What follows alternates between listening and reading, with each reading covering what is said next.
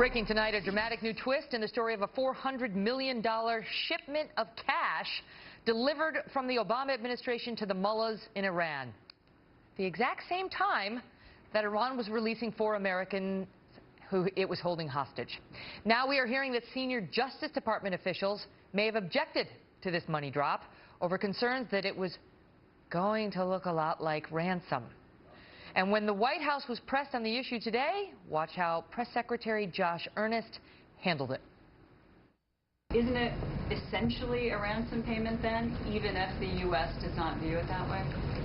No, it is not a ransom payment. Would those prisoners have been released then if this money hadn't been paid then? I think what is true is that there were a team of negotiators. But again, would those prisoners have been released then if this money had not been paid then? What I can tell you is that our negotiators who were talking with the Iranians about what was necessary to secure the release of American citizens in Iran succeeded. But it was a pretty simple question. Would those well, let me just say one thing about this. If the money wasn't paid on that same weekend?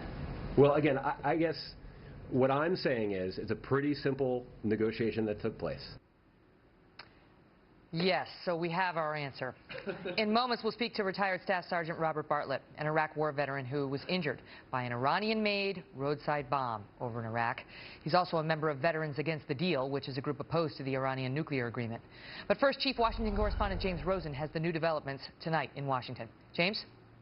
Megan, good evening. The Justice Department says tonight it fully supported the ultimate outcome of the Obama administration's dealings with Iran, which included this secret payment of $400 million in hard foreign currency on or about the very day that Iran released 5 American hostages. Beyond that, however, DOJ is not responding to tonight's follow-up Wall Street Journal report alleging that officials at Justice objected to the payment but lost an interagency tussle over it. Aides to Secretary of State John Kerry acknowledged today that they recognized back in January that the quote-unquote optics of the secret payment looked bad, but they forged ahead anyway because they needed to, quote, get creative in dealing with a hostile foreign government. So as to the timing, I simply I can't answer conclusively that these these detainees, Americans, were on a plane before that money arrived. What I can say, though, categorically, is that there was not any kind of understanding on the part of the Iranians, and certainly not on the part of us, that these two were linked, that one had to happen before the other would. U.S. officials said the $400 million was money the Shah of Iran had paid the U.S. for an arms deal just before he was overthrown, before Iran seized 52 American hostages, and then Washington froze the regime's assets. Obama aides said the cargo plane full of cash represented a down payment on a reasonable settlement of $1.7 billion, interest included. We don't give them access to hard currency for the reason that if they get their hands on cash, they give that to Hezbollah and to Hamas and use it, as they recently did, to overthrow a friendly government to the United States in Yemen. And late tonight, the Pentagon told our producer Lucas Tomlinson the Defense Department played no role in the secret payment. Megan? James, thank you.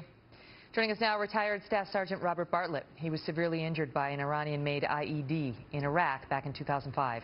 Also, Mark Thiessen, who's a Fox News contributor and a fellow at the American Enterprise Institute, and Larry Korb, a former Assistant Defense Secretary and a senior fellow at the Center for American Progress. Thank you all for being here. Sergeant, start with you on your thoughts about, first of all, whether you believe that we did not pay this as a ransom, as the administration claims.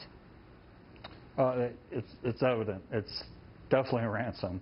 You don't do hard currency and exchange of prisoners. That's exactly what it is. You can't explain it any other way. And as somebody injured by an Iranian-made bomb, how does that make you feel? This means we got more coming. We got more bombs coming. For $100 million, you could buy a tactical nuke or a ICBM with the people to train up your military on how to use it for $100 million. So that means it can buy 4 as of,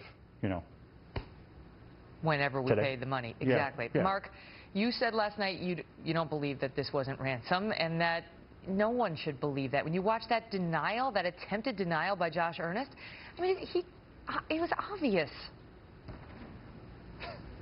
It's completely obvious. Look, if you believe that this wasn't a ransom, you probably believe that Hillary Clinton didn't send or receive classified information and that Benghazi was about an internet video. I mean, it's so obvious that this was a ransom. This money has been in dispute since 1979, and suddenly in the dead of night, 40 years later, a plane arrives secretly with pallets of Swiss francs on the day that American hostages are released, and we're supposed to believe it's a coincidence? Of course it was. There's not a coincidence. Of course it was a ransom. But here's the point, Megan, is that it doesn't matter whether the Obama administration thought it was a ransom. What matters is that the Iranians think it was a ransom.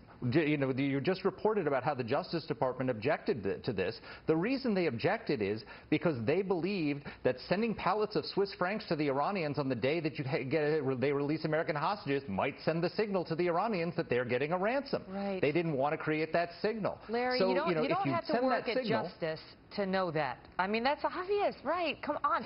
To everybody out there, Larry, who's thinking, duh, what say you? Well, the president said in January that, in fact, he was going to give them a $1.7 billion, which was their money, plus interest, which there was a case before the International Tribunal in The Hague, and it looked like we were going to have to pay $10 billion. So, in effect, this is their money. And in the Wall Street Journal article that everybody's talking about, CIA Director Brennan said it's going to development. He didn't see any of the things which we talked about before. It's their money. You're going to have to give it to them at some time. And Obama told us in January. To me, when I saw this story, I thought, well, we already knew that. And to gave them $400 million in cash. We didn't know it was in Swiss currency, and it was airdropped in the middle of it. I mean, it was like, we learned a little bit more. Well, we did, but the fact of the matter is, one of the reasons they wanted hard currency is because we have other sanctions that prevent them from getting the money from the banks and other countries. So we had to do an end around our own sanctions. So, Mark, no. what do you say to Larry's theory? Well, the problem is, one, the idea that they sent it on, I mean, Josh Earnest said the same thing today, that they spent it on infrastructure, like they were waiting for cash for shovel-ready projects. The reason you don't give hundreds of millions of dollars to a terrorist regime is because they're going to spend hundreds of millions of dollars on terror. That's what they do. This is their modus operandi.